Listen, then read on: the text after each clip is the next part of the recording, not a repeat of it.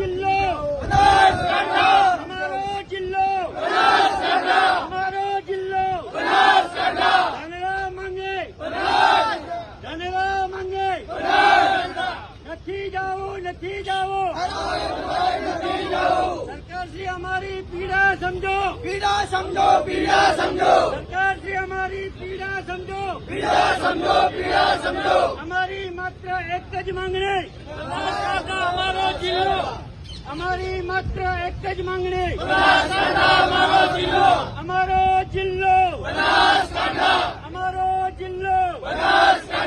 અમે ધાનેરાના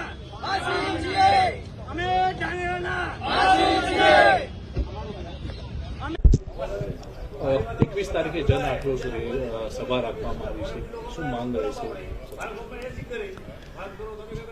બનાસકાંઠા જિલ્લાનું જે વિભાજન થયું છે છેલ્લા 17 દિવસથી એના સંદર્ભે ધાનેરા તાલુકાને બનાસકાંઠામાં રાખવા માટે કરી અને અલગ અલગ પ્રોગ્રામો સરકાર સુધી પહોંચે એ માટે કરી અને અહીંની પબ્લિકે આપ્યા છે.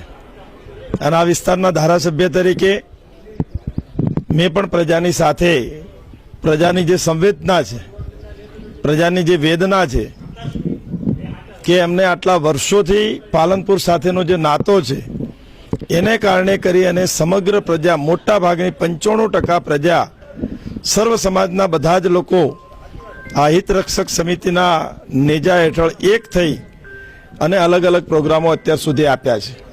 એ પૈકીનો આજે 21 તારીખે અને મંગળવારના દિવસે જે લોકો ખૂબ પીડાયેલા છે એ લોકોનો મહાજન આક્રોશ સભાનો પ્રોગ્રામ કરી અને 12 વાગે મામા બાપજીના મંદિર આગળ રાખ્યો છે.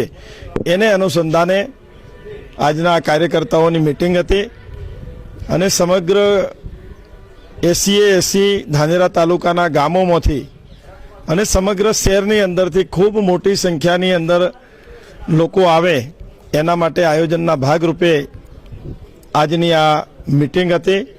અને પ્રજાની પણ ખૂબ માંગ છે કે કોઈ પણ હિસાબે ધાનેરા તાલુકાને પાલનપુર બનાસકાંઠા સાથે જોડાયેલું રહેવું છે. એના ભાગરૂપે આજે આયોજન કર્યું છે. ધાનેરા તાલુકાના 2 ભાગ કરવાની ચર્ચાઓ પણ ચાલી રહી છે. એ અલગ અલગ અફવાઓ છે કે કિંમત સીટને દાંતીવાડા તાલુકામાં રાખે, પરંતુ અહીં ધાનેરા તાલુકાની તમામ સર્વ સમાજની પ્રજા અને સમગ્ર હિતરક્ષક સમિતિનો એક જ નારો છે કે સમગ્ર ધાનેરા તાલુકાને કોઈ પણ હિસાબે અલગ પડવું નથી અને આખા તાલુકાને બનાસકાંઠામાં જ સમાયેલો રહે, એ એક જ અહીંની પ્રજાની માંગ છે. કરવા પડે. આજે કઈ ધાનેરા હિતરક્ષક સમિતિ છે એ સતત પ્રયત્ન કરી રહી છે.